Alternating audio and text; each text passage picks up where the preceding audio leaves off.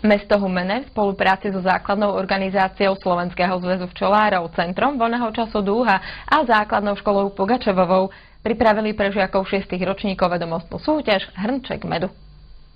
Vedomostná súťaž Hrnček medu sa konala po tretíkrát. Po predošlých ročníkoch, kedy bola v jarných mesiacoch, sa organizátori rozhodli presunúť ju na jeseň, pretože práve vtedy majú šiestáci v učebných osnovách aj tému včiel a včelstva. Svoje znalosti dokazovali štvorčlenné družstvá zo 7 základných škôl v meste vo vedomostnom teste. Každý síce písal sám za seba, ale body sa všetkým členom družstva zrátavali. Spestrením dňa boli súťažné hry družstiev.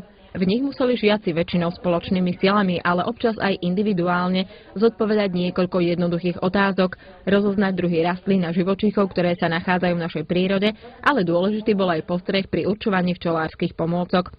Za každú správne vyriešenú úlohu získalo družstvo včeličku, teda bod.